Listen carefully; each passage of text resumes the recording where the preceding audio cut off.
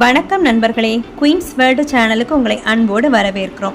ரவா லட்டு தாங்க பண்ண போகிறேன். அதுக்கு என்னென்ன தேவைங்கிறத நான் ஒரு பிளேட்டில் எடுத்து வச்சுருக்கேன்.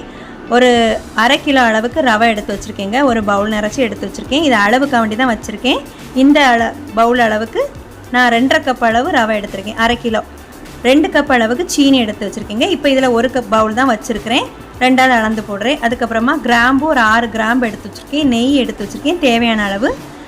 அது கூடவே முந்திரி பருப்பு உங்கள் தேவையான அளவு எடுத்து வச்சுக்கோங்க. ஒரு பிஞ்ச் அளவுக்கு உப்பு, 2 கப் பால் காய்ச்சி ஆற வச்சுருக்கீங்க. இப்போ 1 கப் தான் இதில் நான் வச்சுருக்கேன். அதுக்கப்புறமா ஊற்றிக்கலான்னு இப்போ அளவுகள் தான் நான் இதில் எடுத்து வச்சுருக்கேன். இப்போ ஒரு கடாய் அடுப்பில் வச்சுக்கலாம்.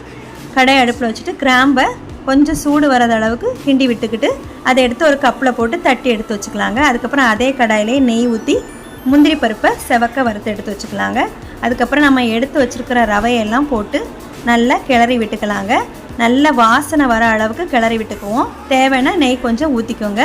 இந்த மணலாய் வரும்னு சொல்லுவாங்கள்ல, இந்த மாதிரி இதே மாதிரி வந்ததுக்கப்புறமா இது கூடவே நம்ம எடுத்து வச்சுருந்த சீனி, அதாவது 2 கப் அளவு சீனிங்க. அந்த 2 கப் அளவு சீனியை நம்ம இதில் கொட்டிட்டு அதையும் நல்லா மிக்ஸ் பண்ணி விட்டுக்கலாங்க. எல்லாம் சேர்ந்து சீனியும் கொஞ்சம் மிக்ஸ் பண்ணி எல்லாம் வரும்போது காய்ச்சி ஆற வச்சுருந்தோம் இல்லையாங்க பால், அதையும் ஊற்றிடலாங்க. ஊற்றிக்கிட்டு எல்லாத்தையும் நல்லா மிக்ஸ் பண்ணி விட்டுருவோம். நல்லா மிக்ஸ் பண்ண தான் அந்த சீனி எல்லாம் அதிலே மிக்ஸ் ஆகி இனிப்பு வந்து சூப்பராக தூக்கி கொடுக்குங்க. தேவைன்னா ஒரு பிஞ்ச் அளவுக்கு நீங்கள் உப்பு போட்டுக்கலாம். நான் போடலை, எடுத்து வச்சேன், போட மறந்துட்டேன். நீங்கள் வேணால் போட்டுக்கலாம், இன்னும் இனிப்பு தூக்கி கொடுக்கும்.